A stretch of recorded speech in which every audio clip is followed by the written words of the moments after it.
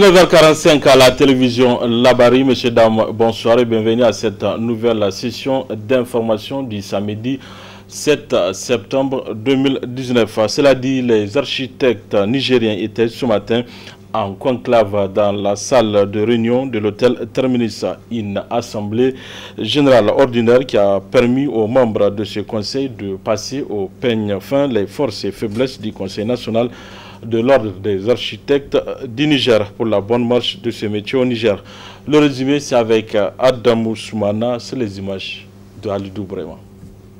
À l'entame de cette rencontre corporatiste, le problème du quorum s'est posé avec acuité pour la tenue d'une assemblée générale du Conseil de l'ordre des architectes du Niger. Un quorum finalement atteint avec 62 membres du Conseil en présence des huissiers de justice. Des assises en marge desquelles la première responsable de l'ordre des architectes a bien voulu brosser brièvement les activités menées ces dernières années par leur conseil. Mobiliser les confrères, ensuite mettre en place la réglementation, la revoir et la corriger. Du point de vue communication, nous avons quand même fait des interventions de part et d'autre sur les différentes radios et télévisions dans le but de faire beaucoup plus connaître le métier de l'architecture. Ce qu'on a fait de plus important par rapport à la communication, c'est la Gréna, qui était un salon de l'architecture à la fin de l'année 2018, là, qui nous a permis effectivement de se faire plus connaître, de présenter nos œuvres et tout le travail qu'on a fait et qu'on est capable de faire. Le deuxième point important, c'est par rapport au permis de construire, où le comité d'attribution des permis de construire se tenait sans l'ordre des architectes. On a pu finalement obtenir d'être membre à part entière du comité d'attribution des permis de construire au niveau de la ville de Niamey et au niveau de notre ministère de tutelle. À la présidente du Conseil des architectes de revenir sur l'importance de faire recours au service d'un de leurs pour la construction des immeubles et autres bâtiments. Si on évalue le gain que le client fait en faisant intervenir un architecte, le gain n'est pas sous-estimable. Parce que quand c'est un architecte, les calculs sont faits conséquemment. Quand c'est un tâcheron, comme au Niger on a l'habitude de voir, c'est un maître maçon, c'est un technicien de bâtiment, ils ont tendance à surévaluer les quantités de matériaux, surtout au niveau du fer à béton. Ils maximisent les poutres, ils maximisent les poteaux.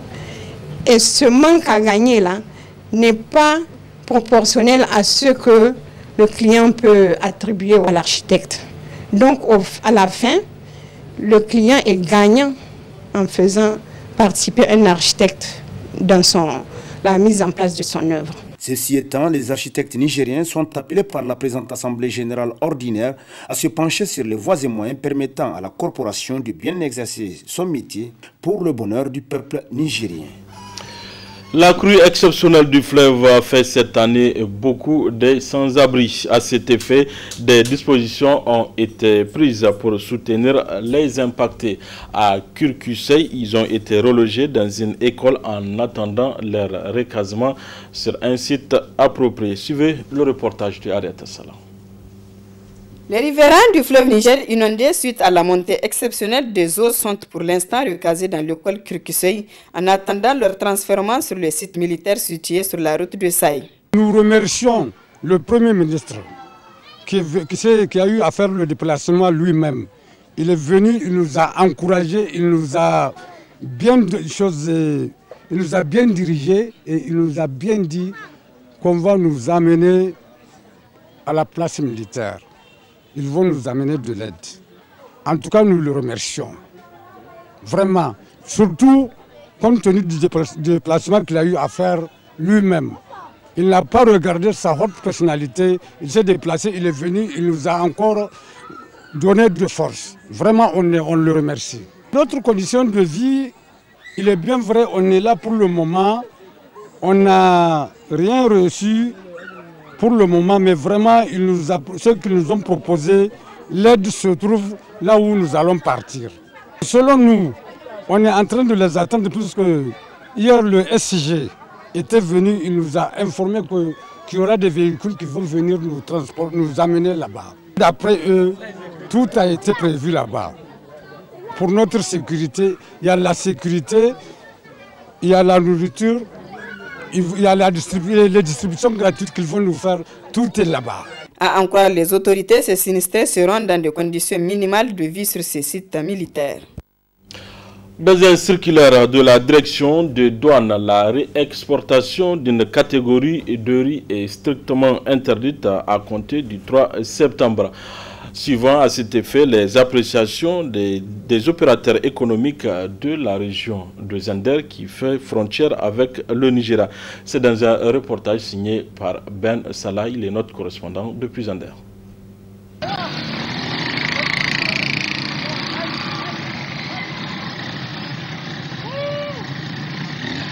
Fin de la filière de réexportation du riz au Niger, on est bien tenté de répondre par l'affirmative à cette interrogation.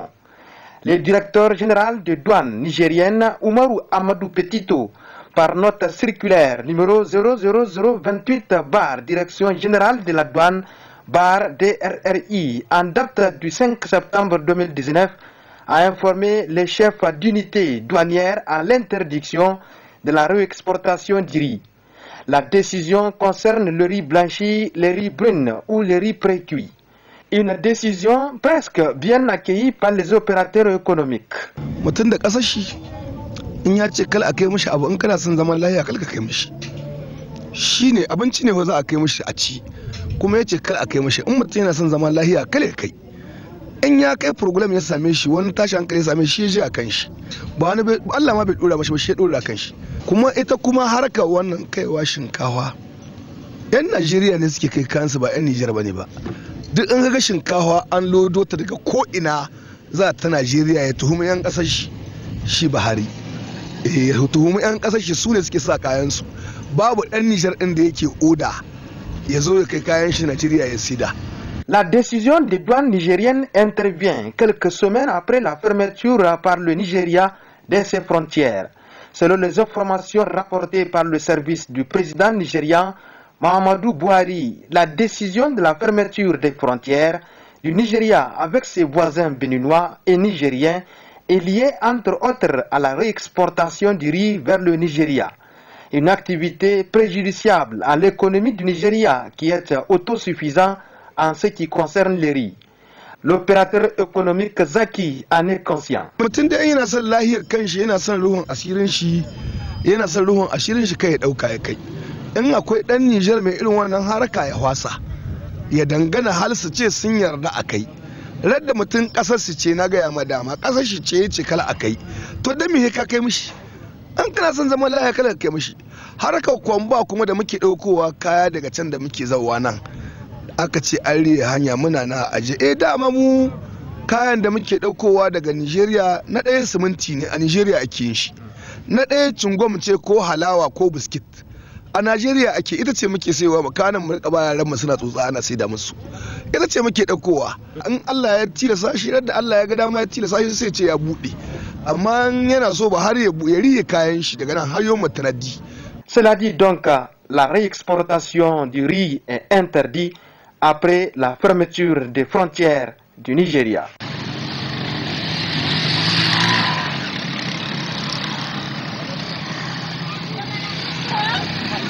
Restons toujours à Zender pour parler de la fermeture de la frontière du Nigeria. Pour suivre la réaction de la direction régionale de transport et syndicat des transports de la région de Zender. C'est toujours avec Ben Salah depuis Zender.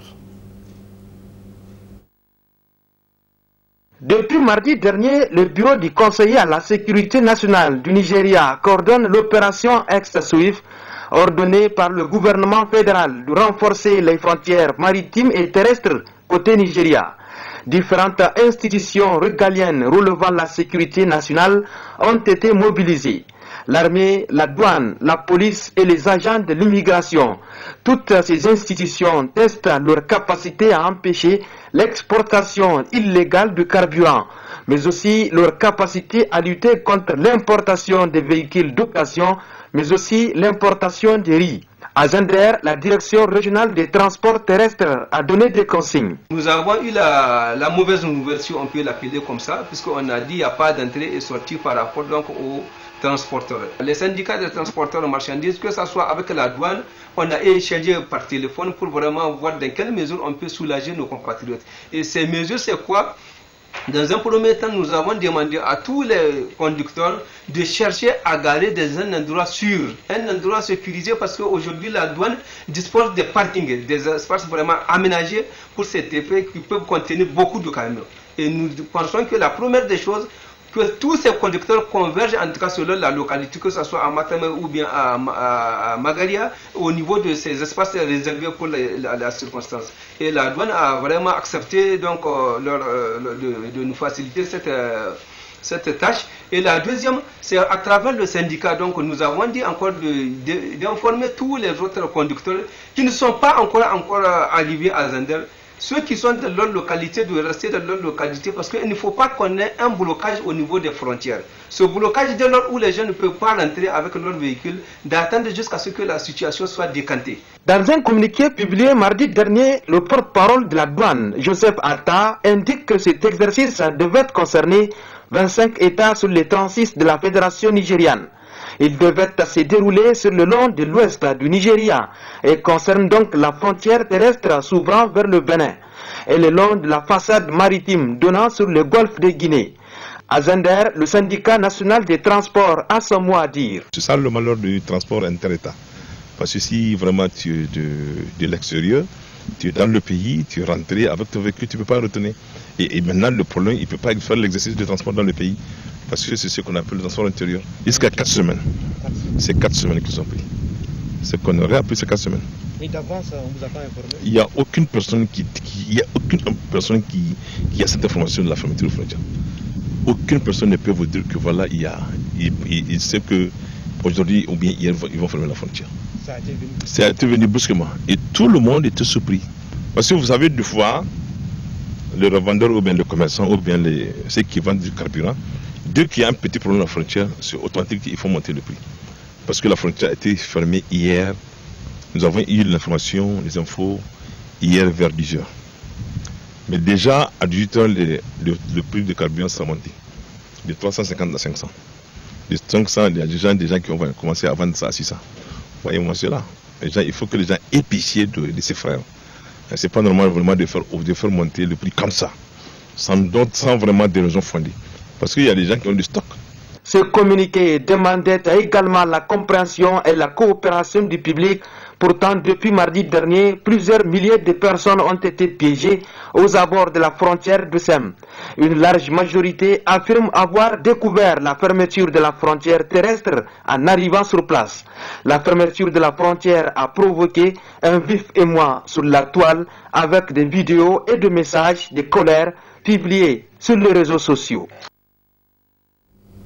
Du sport, dans cette édition, les Jeux africains se sont tenus récemment à Rabat au Maroc. Une compétition dont la moisson a été bonne pour les sportifs nigériens, dont le taekwondoka Alphaga Abdulrazak Issoufou, médaillé d'or depuis l'Allemagne où il séjourne. Alphaga nous a confié ses objectifs pour les prochains mois. Ibrahim Tikiri.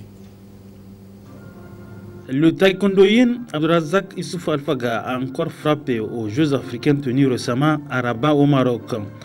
En remportant la médaille d'or grâce à Alphaga, la Nigérienne a retenti encore dans le quota international du taekwondo. Quelques jours après son exploit, Alphaga a dédié sa victoire au peuple nigérien et au président de la République, Issoufou Mahamadou. Avant d'aller à cette compétition, j'avais une blessure grave. Si tu te rappelles, l'année passée, je me suis fait opérer. Toute l'année, je n'ai pas pu combattre. J'ai repris la compétition cette année en février. Et je me suis reblessé encore en avril. Je n'ai pas pu participer au championnat du monde. Donc, pour moi, cette année, j'ai eu 2 objectifs. c'est les Jeux africains et ma qualification pour les Jeux olympiques. Donc c'est pour cela que je me suis focalisé sur les Jeux africains, parce que ça fait partie de mes objectifs. D'être plusieurs médailles, je me rappelle en 2015, j'ai eu la médaille d'or. Pour moi, c'est de répéter encore à Rabat. Donc, le bon Dieu m'a aidé à décrocher cette médaille à Rabat. Après l'or décroché aux Jeux africains de Rabat, Abderrazak Issouf Alfaka a désormais en point de mire la qualification pour les Jeux olympiques de Tokyo 2020. Je cherche ma qualification sur le plan mondial. Je suis classé 3e, malgré tous les blessures, les manques de compétitions que j'ai ratées. Donc vraiment, je dis merci au président de la République qui m'a donné tous les moyens d'être comme les athlètes européens, américains. Je suis ici en Allemagne dans de meilleures conditions, préparer toutes les compétitions pour présenter dignement mon pays. Donc je suis classé 3e. Après les Jeux africains, j'ai le Grand Prix du Japon, et le Grand Prix de Bulgarie et le Grand Prix final à Moscou. Donc dans quelques jours, on va aller à Tokyo, donc pour participer au Grand Prix. Donc pour moi, je vais juste aller garder des points, parce que comme ma blessure, je dois contrôler aussi, je ne dois pas faire beaucoup de compétitions qui va encore toucher à ma blessure, je dois aller tout doucement. Donc je vais aller participer à cette compétition et préparer le Grand Prix de Bulgarie et le Grand Prix de finale, parce que c'est les deux qui sont très importants pour moi et pour pouvoir me qualifier sur le plan mondial. Cet exploit des athlètes nigériens aux Jeux africains de Rabat est une preuve de la puissance et les bons résultats que le mouvement sportif nigérien peut engranger si le Comité olympique et sportif national nigérien et le ministère des Sports regardent un seul moment dans la même direction. Voilà, messieurs, dames, c'est tout pour ces 19h45 de la télévision Labari. Merci à vous de l'avoir suivi. Au revoir.